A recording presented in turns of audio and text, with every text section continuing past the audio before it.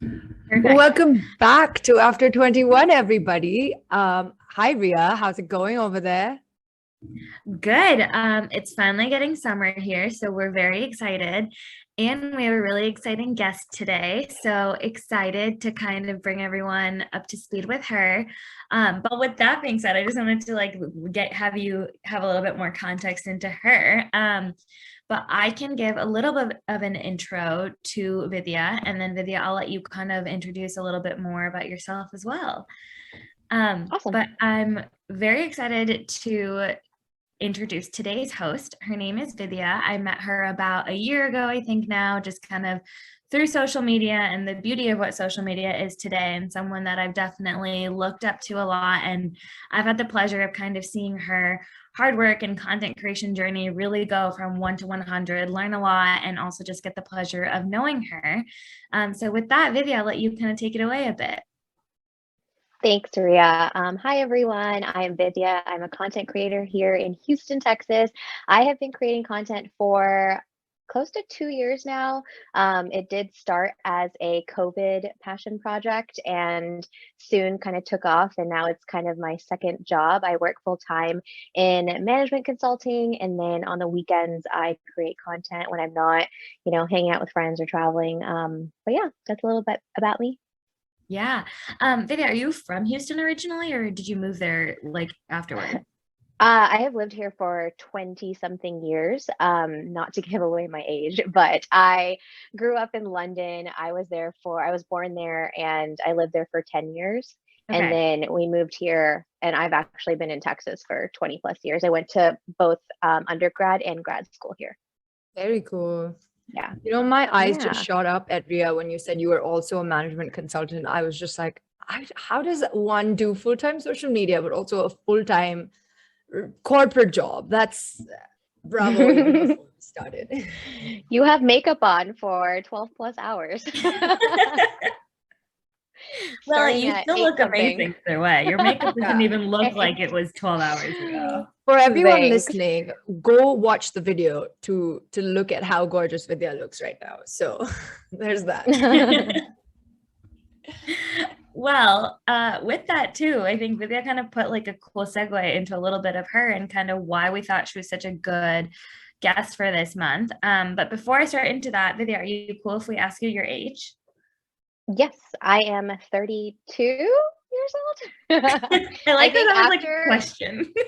yeah, I probably should have thought of that before I got on here. Once you turn 30, it kind of just all mushes together. But I am 32. I'm turning 33 in October. Oh my God, so exciting. Awesome. Yeah.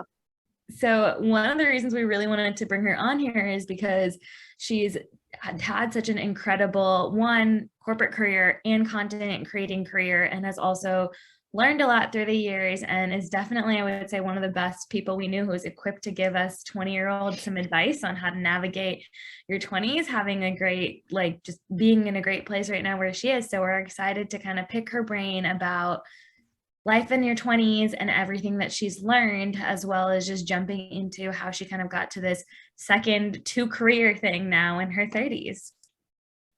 Vidya, I think with that, I'm gonna jump into the first question because I think it's super interesting that like one, you pretty much balance two things at once at this point, but also you've been through the whole grind of 20s, you've been through the whole like quarter life crisis. I'm curious to know how your mental health journey has evolved over the years, especially now when you kind of look back onto your 20s. Yeah.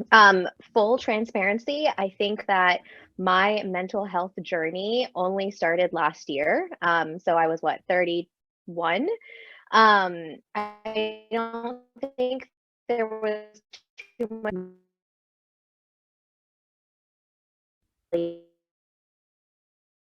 entailed or what that really looked like. And obviously growing up in a South Asian, background and culture, there's not really that emphasis, at least from like my parents and family. Not because they did anything wrong, it's just not like what they were taught to do. Right. And so for me, my mental health journey really did start last year, in the middle of like the summer, I want to say. And it's because I felt very overwhelmed, a lot of anxiety, and it was just more than normal. And I didn't really know how, like, what that was and how, like, why I was feeling these things. And I kind of like felt a lot of that burnout. And so I decided to go to therapy, and it has been life changing. It's something that I wish I had started a long time ago. But, you know, with that being said, you kind of learn as you go. That's kind of what life is. And so, yeah, my journey with mental health and putting that as a priority has been very, very new for me, but it's something that I definitely prioritize. I talk very highly about because it's something that truly does speak to me. And then also it's something that, you know, when I eventually have children, it's going to be something that's very important for me to mold with my future kids and kind of, you know, stand for. Yeah. I love how you pointed out how it wasn't really a focus point when you were in your 20s. Looking back in retrospect, are there things where you're like, I wish I paid attention in these specific moments, or kind of like maybe these things in my early 20s built up to the point that you were at last year, or anything like that? Yeah, I think that I really feel like a lot of the things that I have personally have worked through in therapy have stemmed not from just my 20s, like from my childhood, and just like little things that have kind of blossomed into who I am, but not really understanding why I do certain things. So like you're saying, if that's something I was kind of if that's something I was able to see in my 20s, and it would make more sense, like, oh, this is why I'm acting this way. Now, you know, in my 30s, I'm kind of able to reflect. And like, I can give you an example, being that for the longest time, I've always put other people before myself. And it's just kind of how I grew up. My parents, you know, just be selfless, you know, put other people first, caring, and that's great. Very relatable. Until, you know, you reach that point and you realize who is putting you first. Like, if you don't put yourself first, no one else is going to put yourself first. And Yeah. I was, you know, talking back and forth with my therapist, because for me it was a struggle between putting myself first and being selfish. Mhm. And like finding that line, and it was really uncomfortable for me because it made me feel like putting myself first made me feel selfish. And that's just like an example that, you know, it took me a very long time to start really understanding why I would do things. And in college especially, never put myself first at all. But yeah, I think those kind of life experiences really do help. And I wish I knew what I do now. Yeah, I think that's so interesting also that you specifically called out like how things when you're younger from a very young age affect you, because that's something that I learned recently about myself as well. Is I've moved around a lot, and Mhm. moving around has always been like such a positive thing, and it still is, but there were certain parts of me that I didn't realize are like programmed in a certain way, because I was always used to being introduced to a new crowd in a certain way, or anything like that. So I think it's really interesting to also hear someone else kind of talk about how those young years really affect you in your adult life without you realizing. Oh yeah. Like I mean, I love my mom. She's one of the most amazing people in the world, but through therapy I've realized I'm very much like my mom. Like there's just a lot of things that I do that I'm like, "Oh my gosh, my mom does the same exact thing." And not that it's a bad thing, but it's just like I was like, "Oh wow." Like, okay. I feel like as you get older, you realize no matter how much you want to be different from your mother, you're literally Yep. the exact carbon Oh my copy. God. Yep. Yeah. I'm like, But I you always know, was like, I'm gonna be like my dad, but nope. that's literally my biggest realization of my 20s right now is just like, shit, I'm like my mom. I need to stop nagging now, but it doesn't go at all. Yeah. Um, Yeah. but You have to Vidya, catch I think yourself. there's some things that you said right there that kind of really resonated with me. So I kind of wanted to go off with this. Something we've spoken this month as well, because all of us are South Asians, is, you know, how much of an influence our parents have had on us growing up, especially. I'm curious to know how, you know, you've mentioned that like certain experiences when you've grown up kind of impacted your mental health as you've grown older. I'm curious to know how you kind of recognized it all, and if there were tips that you've incorporated in your life over the years to undo, unlearn, and kind of readapt to the new you, I guess. Yeah. Yeah. So like I said, this is all very like new Vidhya, new like in the past year Vidhya who's going to therapy and is talking through things. But I think for anyone, it's kind of understanding the cycle and realizing when things are happening in that moment to kind of just like check yourself. And I think for me, that's kind of how therapy has really helped me, is understanding the why behind, how I'm feeling or a certain situation. And then kind of recognizing it and figuring out like, what the next steps are for me. So like for me, something that I struggle with clearly is time management and managing all the things that I'm doing. And I think the biggest thing for me was everything was a priority, literally everything. There was nothing that I didn't think was a priority. I wanted to do it all, but there's just not enough time in the day. And it was just stressing me out because I felt like a failure because I couldn't do everything. And recognizing that when I feel stressed or overwhelmed and I'm like, oh my God, like my to-do list is, 20 items long. Prioritizing, taking a second to breathe, do some, deep breaths, whatever. Or like if it's like social media that's giving me stress, like putting that away, whatever it is to do, recognizing it when it happens. And that's been a little easier for me to do in the past couple of months. And especially when I'm like feeling a lot of anxiety or stress, and then taking those steps to, make myself feel better and kind of calm myself down. Or I'll text my therapist and be like, hey, can we meet? I feel like I need to talk to you.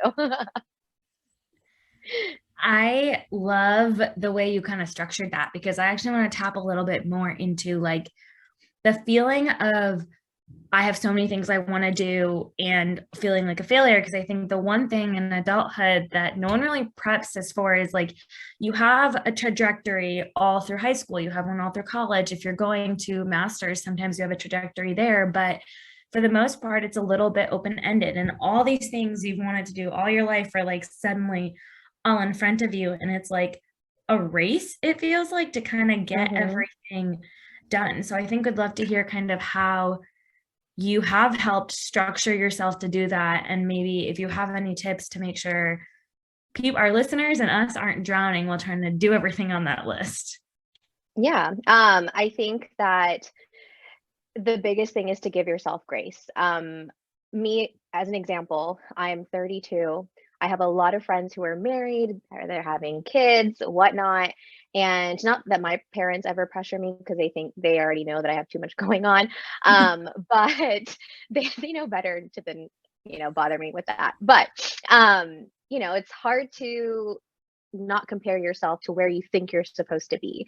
And same with me. I went to college, I got my degree in biology and I never used it. I went and worked in HR for a couple of years, and then I went and got my master's in MIS, and I never really like figured out what I wanted to do. Like a lot of my peers and a lot of my friends, like they just knew what they wanted to do. They were just getting careers, this and that. And that comparison game and kind of digging yourself in that hole can be really, stressful. And so I feel like that's kind of been my, I've put myself down a lot mentally, because I'm like, it just takes me a little longer to figure out what I want to do. And that's okay. And I think, now in my 30s, I'm like, that's okay. Like everything happens for a reason. I am where I am because I made those decisions myself. And I feel like even if my dad told me to go get my master's, I didn't go get it until I was ready to do it. And it's like, my boyfriend was like, you need to start a blog. I wasn't going to do it until I was ready to do it. And it's just all on my terms. And, it's different for everybody, but, just give yourself grace, and it's okay to not have it figured out. I'm 32. I still feel like I don't have it figured out, but at the same time, I'm like, I have it figured out more than I had in my 20s. So yeah, literally, I'm sitting here like, okay, we're recording this, I don't need to like take notes like it's a lecture. Or you can just text me of anything you need me. I feel like it's so reiterating to hear. The one big takeaway that I'm hearing through your whole past answer is that, it's a lot less stressful on yourself when you're taking those decisions on your own terms, as opposed to like, my friend's going to master's, maybe I should do my master's, or my friend's having kids right now, so maybe I should really get married and get into that process of having kids. The So societal pressures. Yeah. Yep. And I love that you also mentioned that, because that's something that Apurva and I talk about all the time. Like, now is when everyone is literally doing something completely different. Like, you don't find yourself relating to any one individual really anymore, because someone's on a different page every single step of the way. Like, we're in our mid-20s. We know people getting engaged, people having babies, people doing like all sorts of different things, people going back to school, and there's not one. It's like difficult to find yourself in the sea of people. Mm-hmm. How have you navigated these societal pressures, Vidya? Because especially in the South Asian community, there's a lot of like unconscious societal pressures that people throw at you that invariably kind of hurt your mental health. So you don't even know that someone's probably thinking about you in that way, but you're already just like, oh my God, that auntie's here. I need to make sure I put my best self forth. And then like you're going down this web of, you know, a rabbit hole of bad thoughts. Yeah. I like to think that I don't care about the aunties and what they have to say. Even though deep down, if this one auntie came up to me and said something, I'd be like, okay. But I feel like now that I'm 30 and or in my 30s, and my parents know that I have no problem talking back, if that were to happen, I think that, you know, I would stand up for myself. But with that being said, in my 20s, especially my early 20s and childhood, like I would not talk back at all, because I would get, you know, sent it back to India or something. Like that was the threat in my house. If I like acted up, I would be sent to India. And I'm not even Indian, I'm Sri Lankan. So they're sending me to India. And so yeah, I feel like the pressures and the societal pressures are like unfortunately instilled in you just growing up. And that's something as well, I keep referring to my therapist, but that's something that I had to kind of walk through and talk to her about, because the way I think and the way I act has a lot to do with these pressures that in my head I'm like, I don't really care about it, but it still makes me think about and like holds me back sometimes from doing certain things. And so, you know, is for example, like when I post, I'll like share different, you know, style inspirations, and I'll like mix and match both in my closet, like my Western closet and my Indian closet, because I have two closets and might as well, you know, use what I have. And I get a lot of comments and stuff, and not all of it is nice. A lot of people are, you know, like rude or whatever, and they're like, that looks terrible and this and that. What are the aunties gonna say? And literally I wait for those comments, because I'm like, I do not care. Like I don't care what they're gonna say. I shouldn't care. I'm not dressing for them, I'm dressing for me. And I think that's just kind of a big thing, you know, in our culture. We were just told like, oh, this auntie's gonna say something, or you have to respect this auntie, and da da da da. But I think that it's gotten a lot easier, and I'm speaking from, you know, my own personal experiences, because I know that a lot of people still struggle with that. They can't really be who they want to be because of their own, you know, pressures at home and things like that. But thankfully, I think it just depends on, you know, your parents and your community. But for me, I think as I've gotten older, I'm more comfortable with who I am, and I'm proud of who I am. And so I have no problem sticking up and standing up for myself if someone were to say something now, as opposed to in my 20s when I was acting up, or like, you know, didn't know what I was doing or whatever. So it's a little easier now, because I feel like I know myself and I can stand up for myself. But back then, you know, I don't know what I was doing. I think you hit such an important topic there, which was, as you grew through your 20s, you started to know and become more comfortable with yourself. Do you have any, I guess, pointers or tips for people as we go through those journeys of trying to figure out who we are and getting comfortable with ourselves as well? Man, that's a loaded question, because I feel like there's so many things that you can do for yourself, like take that trip, girl, buy that bag. I think for everyone, it's just different, figuring out what you know, what you need. For me, it's I go into holes where I'm just like, I sit and I just binge TV shows, and I just aimlessly like watch like a new show, and it's just how I kind of disconnect from the world, and it just helps me just, kind of calibrate again. But I feel like it's just different for everyone, and I don't think I have an answer for that. More so life and experiences and figuring out what kind of works for you. 32, for me, 32 years later, I'm like, okay, if I feel like I'm doing the most, I just need a day where I have to, and that also comes with the fact that you have to say no to people. And I've never been that person who says no. I'm always like the one who's like, yeah, let's go to brunch. Yeah, let me hang out with you. Yeah, you need help at your kid's birthday party? Sure.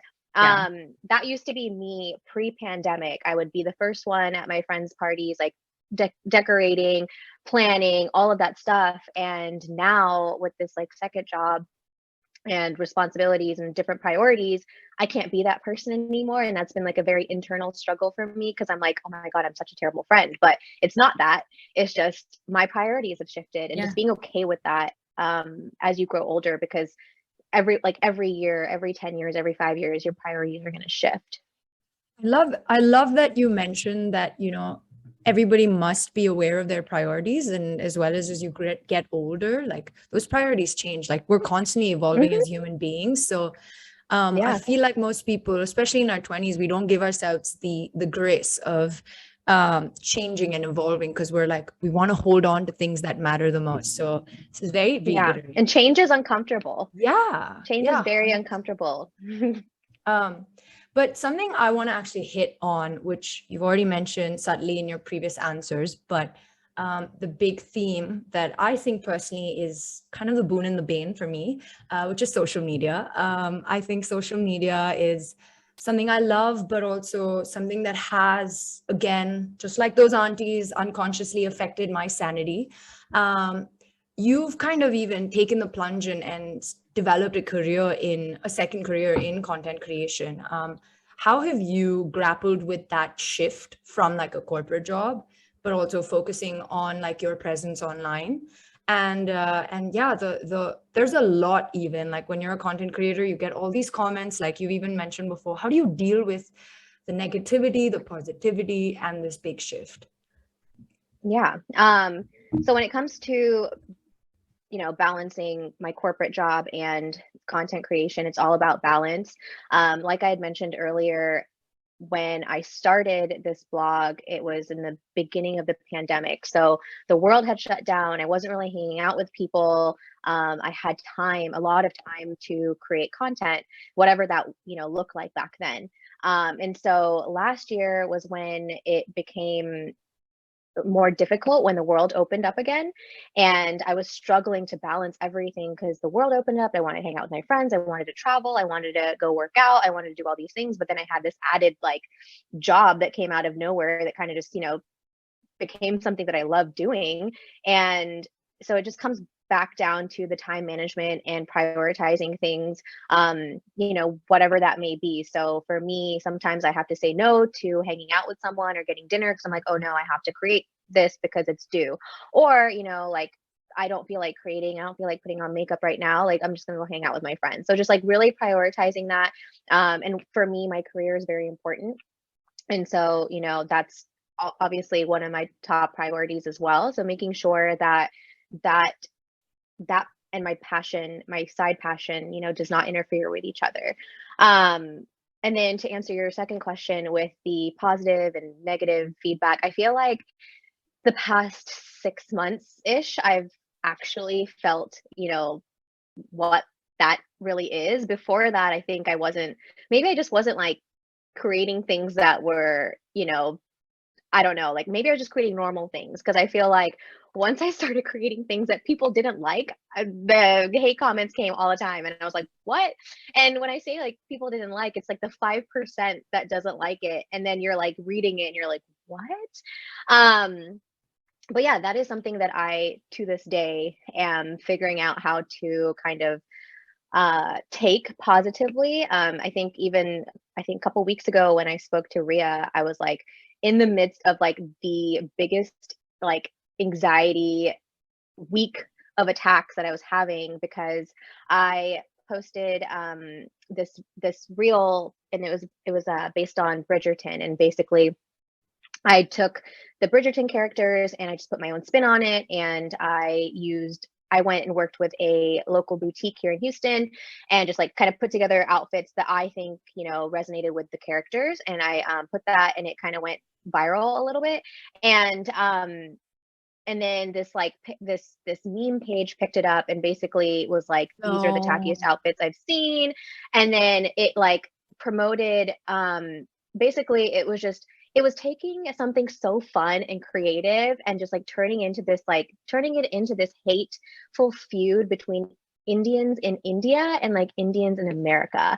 And it was just so unfortunate. And it was like my face that was like plastered on it. And all the comments were like the barf emoji, like, just like tons of them. Like every morning I was waking up to seeing like so many like, mean, rude comments on like all my videos.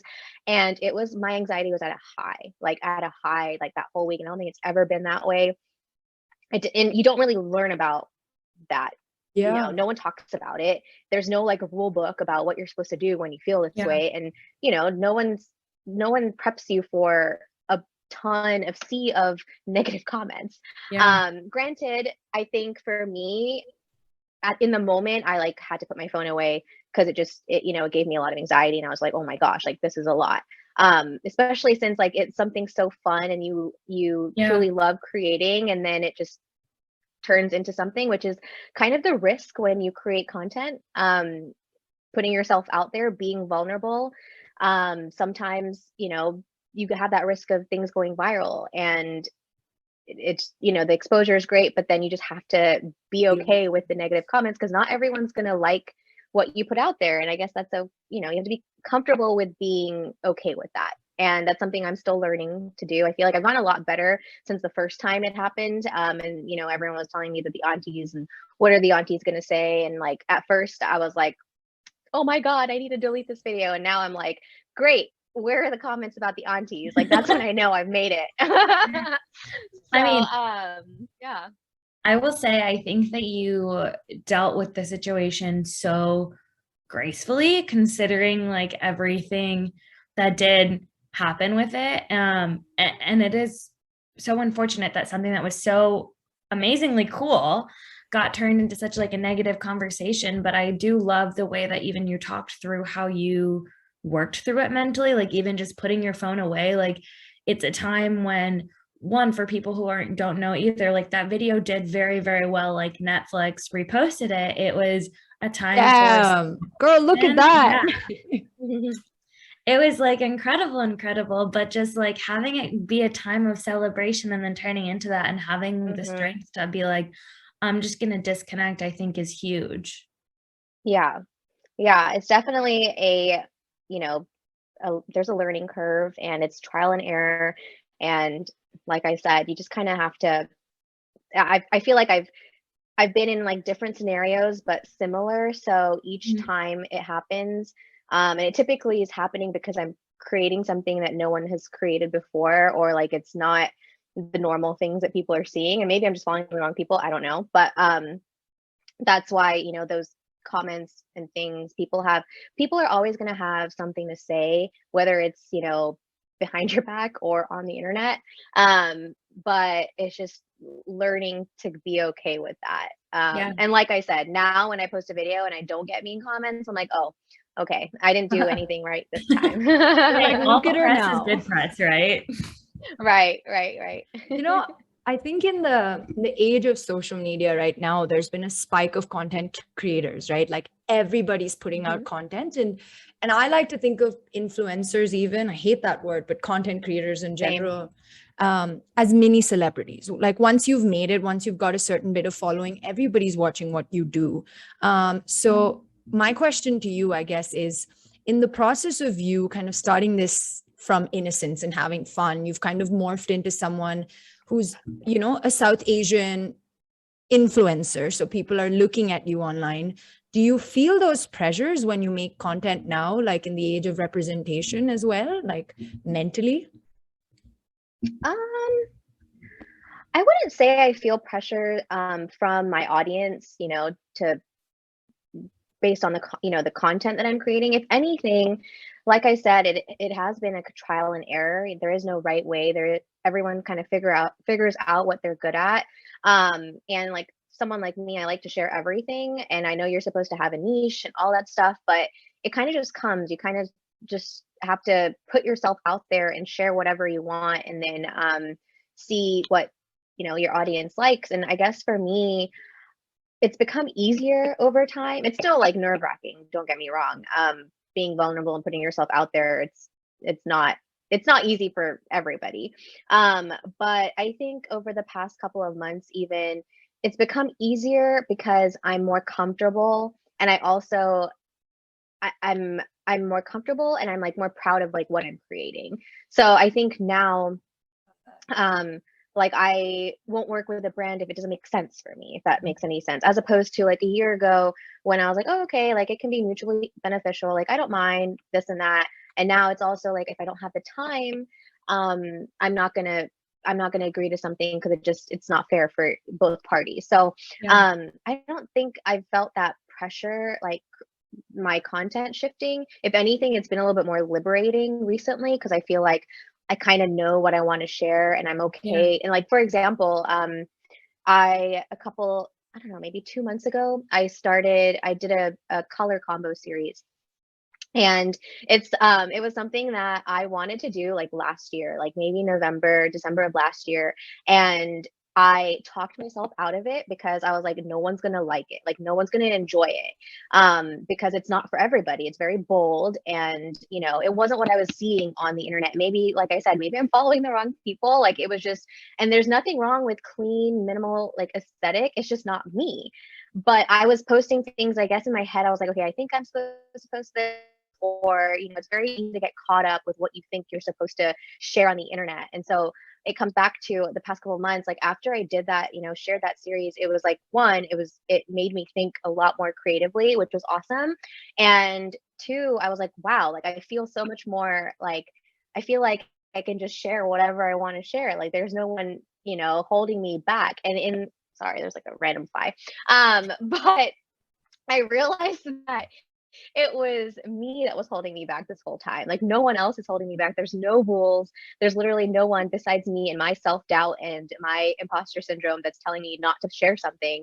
But yeah, over the past couple of months, I've just been okay and become more comfortable with what I'm sharing. And I think it just kind of gets easier the more you put yourself out there. One of the ones I want to ask before I forget is, you've kind of talked a lot about taking that step to be vulnerable and pushing yourself to do it, whether it's coming up with creative ideas or even honestly like putting yourself out there on social media. What were the mental hurdles that you kind of had to walk yourself through or overcome to even get the confidence to do that?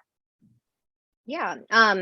The two biggest hurdles, I will say, one being myself, like the imposter syndrome is real. That self-doubt, like, oh, it's not gonna do well. I don't know what I'm doing, yada yada, like whatever, all of that. I feel like that's the biggest thing, the biggest hurdle I had to kind of get over. And sometimes it still happens, from time to time where, I, hold myself back from doing something. But it kind of also goes back to being comfortable with being uncomfortable, And so, or wait, yeah. And so basically, I am my like biggest hurdle, I would say, and kind of just being okay with that and pushing my boundaries and my limits a little bit and seeing what I'm okay with. And then the other hurdle I would say is the one that's probably not as relevant, but what are other people going to think? That's hella That's relevant. also Relevant. Everyone yeah, always thinking about right. I know, but it shouldn't be, right? Like we Yeah. shouldn't care. We should just do things that make us happy. And it kind of goes back to our very first, topic about, the societal pressures and what was instilled in us as a child, thinking about, blah blah auntie and whatnot. But the biggest thing for me that held me back from starting sooner was the fact that I was like, what are people going to think? Like, I don't ever come off like I know I'm better than anyone, or I'm a know-it-all or something like that. Or like, what are my friends going to think? And it comes down to the fact that if my friends aren't going to support me, they're probably not my friends. Yeah. Typically you see like memes and people sharing online how like it's the people you've never met that are always cheering you on.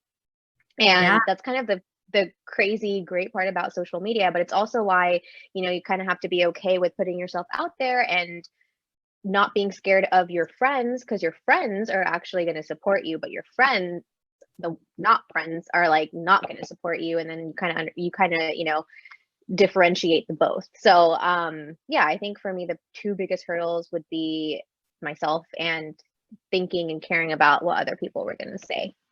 Yeah. I love that you kind of addressed those and also addressed how you came through that. And literally Apurva just messaged me and goes, "This is so relatable to all of our conversation." I'm really like, so I glad, got you, 'cause I feel like Ria. I'm rambling and I don't really know what I'm saying at this point. It's been a No. long day, but as long as it's No. resonating somehow. It's very, very, very relevant to, you know, our age and our generation as well, because like, you know, your 20s are all about like the next big step in your life. How do you get more cooler? Like, who are the next big people that you can hang out with? It's more about for Yeah. show than for like quality. So I think this is Yeah. like a good sounding board for a lot of people Yeah. Yeah. you know, that haven't I yet think it reached takes it. you I think it takes you to be in your 30s to realize that your 30s are like the best time of your life. Only, at least for me, because I'm like, I know who I am more so Yeah. than I did back then. It's so And I'm funny just that more you comfortable. sorry, I didn't mean to cut you off. Go on. No, go ahead. Go ahead. I was just going to say, it's so funny that you mentioned that, because our past guest, actually, she's a therapist in training, and she said there's a science behind this, because most people's minds from a development standpoint haven't developed fully until they're 25 to 30. So Yeah. we've got science to back us up here. Yeah. Next time someone tells you you're wrong, you can pull out the science part of it. Like, we have proof. Yeah. There were two things that you also touched on that I want to go back to. So one of the things you talked about was kind of like the process in which I guess you grew your content creation career. And I've had the pleasure of having a seat to kind of see that. But similar to a lot of other ways that people feel in their 20s, is there's almost like a period of like, I would say, for lack of a better word, stagnation, where like you're going, and sometimes you don't see an immediate return. Like it takes a little bit. How did you keep yourself like so upbeat, so like just going with it and kept pushing yourself? Because for everyone who doesn't know, like Vidhya is like the most like regular poster that you'll ever meet. All of her content is absolutely incredible, and it's all like done well to a T. Like you would think that she's been doing this for like multiple years, and you would never guess that it's only been like a 2 year, or just that it's a passion project. So would love to know how you kind of like got over those hurdles. Yeah.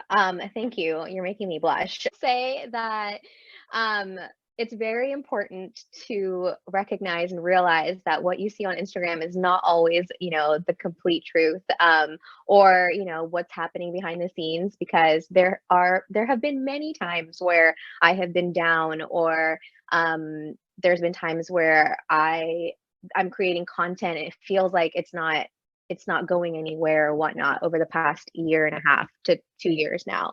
Yeah. And I think from the very beginning, you kind of just have to understand that, and it's really hard to understand this when there's all these numbers in your faces, like the follower count and your like count and your statistics and your insights and all of that stuff. It's really hard to suck yourself out of that hole if you go into it, and the comparison game and all of that stuff. We're all human too, right? It's very easy to get sucked into that and see where you think you're supposed to be, you know, like, oh, I have X amount of followers and I have, you know, X amount of posts, and I'm posting this, and there's no like equation to do the right thing to be a certain place. So really understanding that and being okay with that is a part of the whole content creation in itself, and really trying really hard to not focus on the numbers is very important. And like I said, again, everyone is human. It's very easy and normal to like compare yourself or look at the numbers and think like down on the content you're creating. But I think the most important part is always staying true to yourself. That like equilibrium, that thing that like pulls you back to why you're doing what you're doing in the first place, and loving what you're sharing. You don't want to be sharing things because you see other people sharing it, because that's not genuine to yourself. And with like the numbers and things like that, I feel like when I started, I had a couple of hundred, followers. And, within a couple of months, within like the first 6 months, I was able to work with, brands, American brands and like Desi brands. And it didn't matter how many followers I had or how many likes I was having. It's because I genuinely love the brand, and they see that. If you're genuine, brands will see that. And it might take my timeline might not be the same as your timeline or whoever's timeline. But as long as you're genuine and you're true to yourself, and you like what you're putting out there, I feel like that can be, or that is, that baseline on, that growth and things like that, throughout this whole career and this experience. But yeah, I think it's normal to like feel that stagnation sometimes, where it's like, I felt it before, like I'm just pushing content out and pushing it out, and I haven't grown, or, I don't know if like I keep doing it, and that burnout, like I said, I felt burnout before. I felt it last summer, where it was like the most I've never felt that before. And just recognizing it, snapping yourself out of it. It's okay to like be in a funk. That's totally normal, kind of with anything, but just really snapping yourself out of it, and then kind of focusing on what you love and what you like to share. But yeah, I think hopefully that answers your question. Yeah, I think that was great. Yeah, like really hearing just staying true to yourself as like a real key message there. Yeah. Another really important question that I think is perfect to kind of wrap this episode up is the burnout question. I think I mentioned that a couple of times, and I feel like a lot of us, we're in our 20s and we've already felt burnout. I think that's just how the society's programmed at this point, we're in the age of side hustle era. Everybody's doing more than one job. We're pushing ourselves mentally and physically.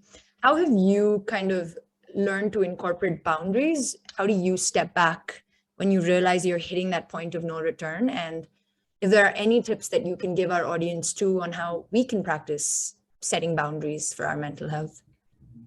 Yeah, I'm still a work in progress, still definitely something that I'm very much learning now in my, 32 years of life.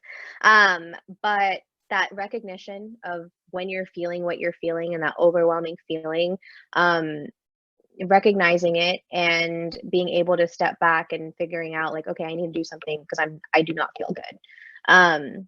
And like we had mentioned, touched upon earlier, whether that's, putting your phone away, or, going for a walk, or binging TV shows, whatever it may be, figuring out what you need to do to make yourself not feel so overwhelmed, and recognizing when it happens to like, prevent you from going down a rabbit hole or going down a place that you don't want to go to.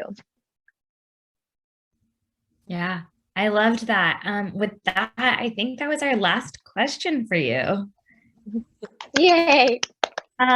We loved having you on the podcast. I think we heard so many like powerful, great tips and a lot of really good advice. Apurva and I have been like chatting on the side too, honestly, constantly just being like, oh my God, oh my God, oh my God. So eloquent too. You say it so well. So it's very nice. I think we did right to pick you as a guest because you were just spot on. Thanks. Thanks. Vidhya, go on, sorry. No, you go ahead. Well, I was just going to say, before we let you go, I was wondering if you have any last piece of advice for our audience in terms of like mental health in our 20s. I'm sure I have a lot of advice to give in my 32 years of life. But the most important, I think, after this conversation with you guys is just to give yourself grace. It is okay to feel overwhelmed. It is very normal. It's okay to not have your life figured out sometimes. And regardless of whoever is saying, as long as you feel true to yourself and you're doing things that you love to do, and you recognize when something feels uncomfortable and taking those steps to make yourself feel better, I think that's really important. And to give yourself a lot of grace. Love it. So we have one last fun thing, which I think I might have warned you about, but I also might not have. We have a rapid fire with the you know is coming. Oh yeah. It'll be simple. Pretty Don't worry. basic. Yeah. Uh-oh. It'll be pretty basic. Okay. Cool. I have like 20 questions on the tip of my tongue that are all rolling off my tongue and off my brain. But one of the ones I want to ask before I forget is, you've kind of talked a lot about taking that step to be vulnerable and pushing yourself to do it, whether it's coming up with creative ideas or even honestly, like putting yourself out there on social media. What were the mental hurdles that you kind of had to walk yourself through or overcome to even get the confidence to do that? Yeah. The two biggest hurdles, I will say, one being myself. Morning workouts or night workouts? Night. I'm not a morning person. Okay. And the one last one I had was, who is your favorite Indian or South Asian actor? Oh my gosh. God, I'm the worst. I'm the worst. I don't know.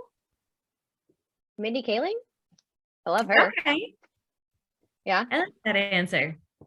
Love that. On that note, I've been wondering if I should start the Mindy Project, and I'm going to take that as a sign that I should start the Mindy Project. Yep. Well, I like her from The Office, but I'm a huge Office nerd.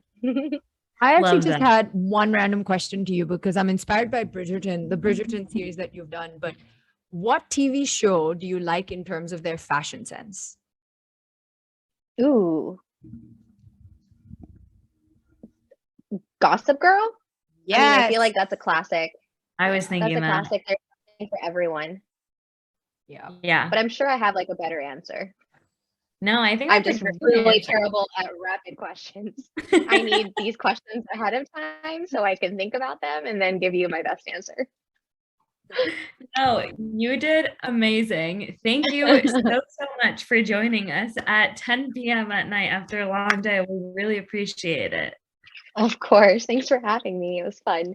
Thanks, Vidya. We had so much fun having you on, and we can't wait to share this episode with you and to everybody. There was so many good things for everybody to hear and learn. So appreciate your time, and we'll see you next hump day, everyone.